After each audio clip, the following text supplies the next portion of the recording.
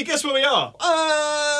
Andertons? Yes, we're Wow. at Andertons.co.uk here to bring you the Gibson goodness. We are. We're spending a whole day of just playing Les Paul after Les Paul after Les Paul. In fact, you could say we are properly lesing it up. It's a hard job, but somebody's got to do it, and it may well be Chapman. Yeah, that's because in 2014, Gibson have changed most of the lineup in their USA Les Paul range.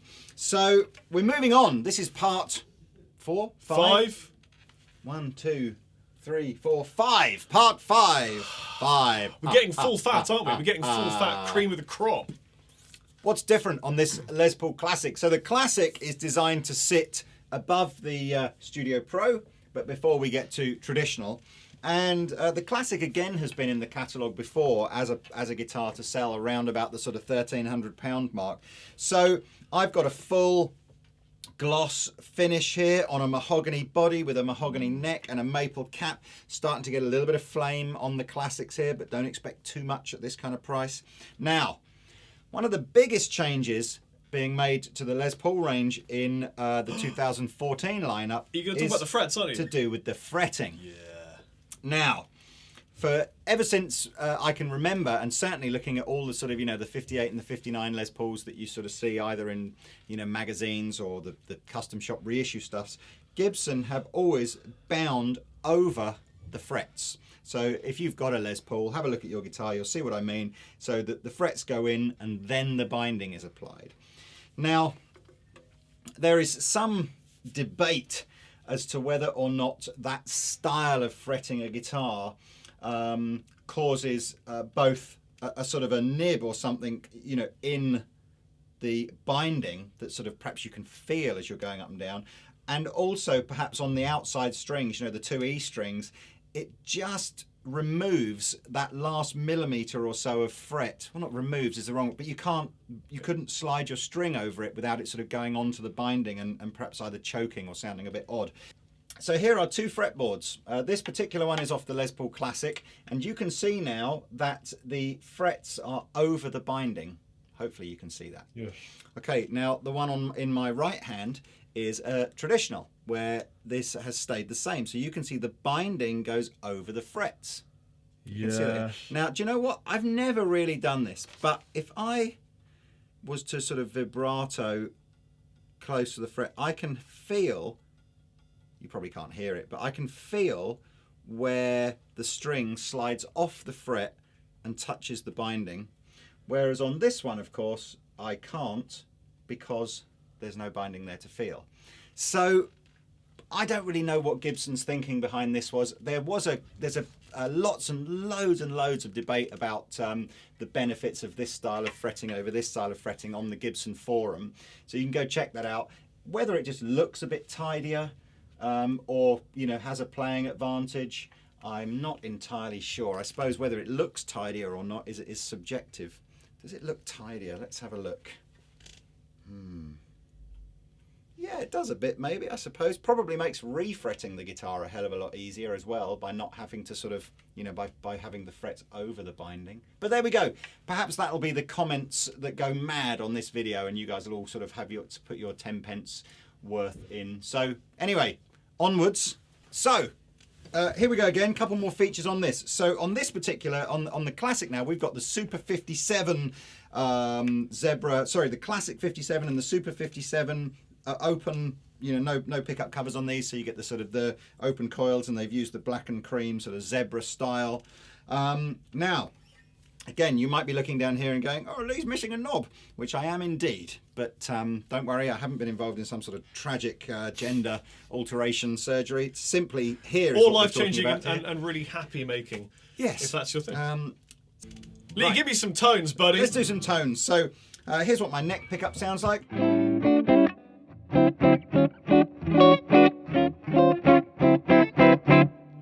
And now you've probably noticed, again, I've just got one tone control now to do both pickups. So middle position. Bright, isn't it? Lee has just said that this is a bright guitar, and actually the first thing I said when I picked up this one is that they're very bright sounding guitars. Yeah. Much brighter than I'm used to with a Les Paul.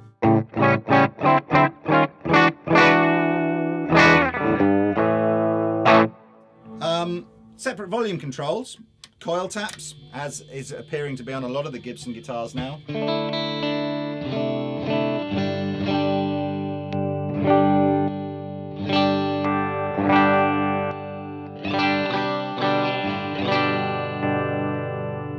But the switch here, the dip switch, actually first featured on a guitar that we reviewed a little earlier in 2013 called the Les Paul Traditional Pro 2, which had the 15 dB gain boost circuit. That's what it is.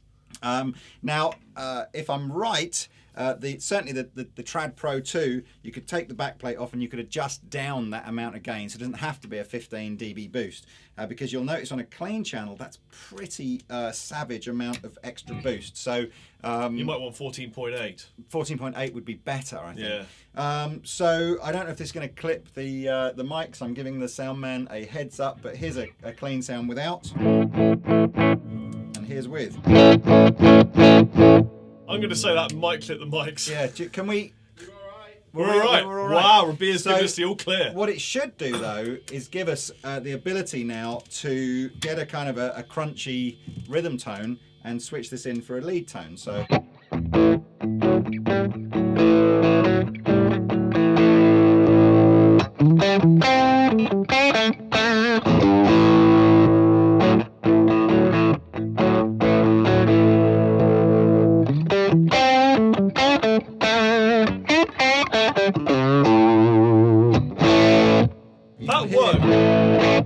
Driving the amp quite a lot harder, isn't it? That worked so much better than I was ever expecting it to really? do. Yeah. Yeah, I mean that's kind of the idea.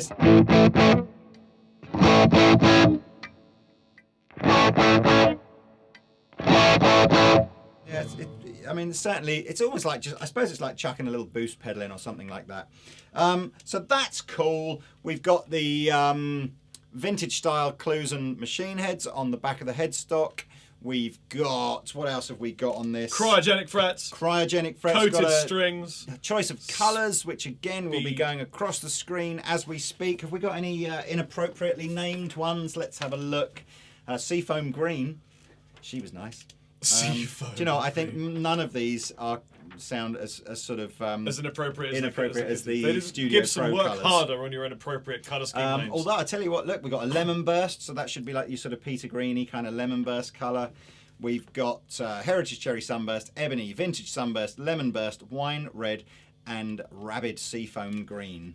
It's not really rabid. Does it come in a nice case? It does. It comes in those beautiful brown. I should just go and get one, shouldn't I? Cut.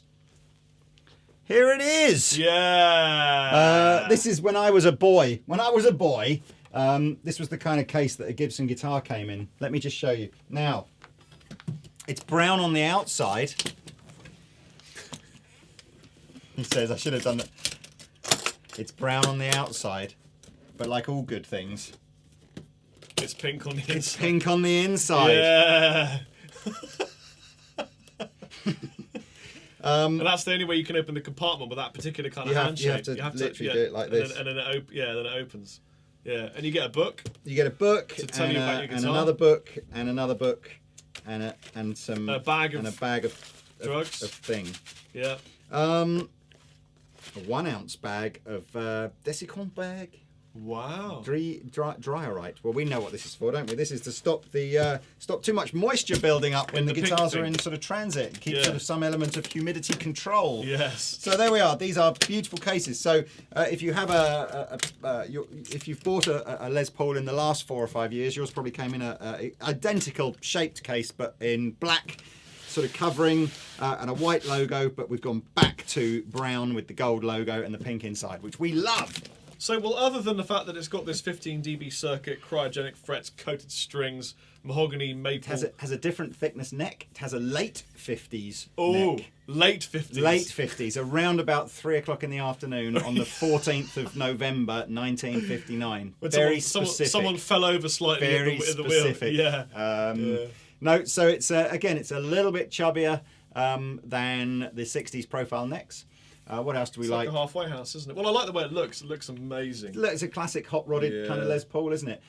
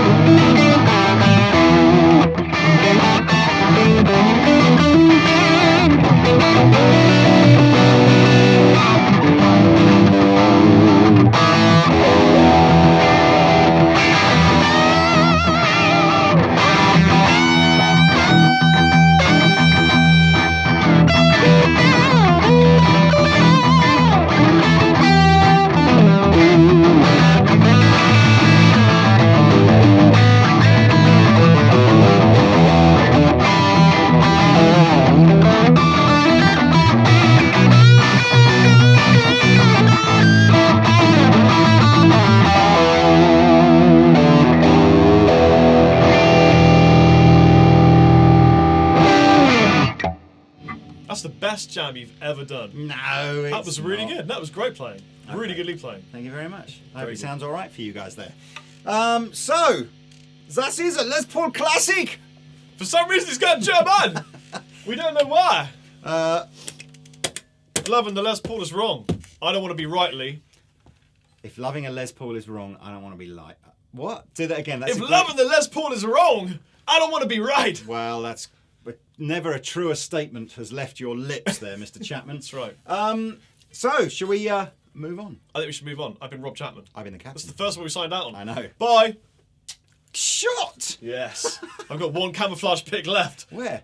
Here. I can't see it. That's right.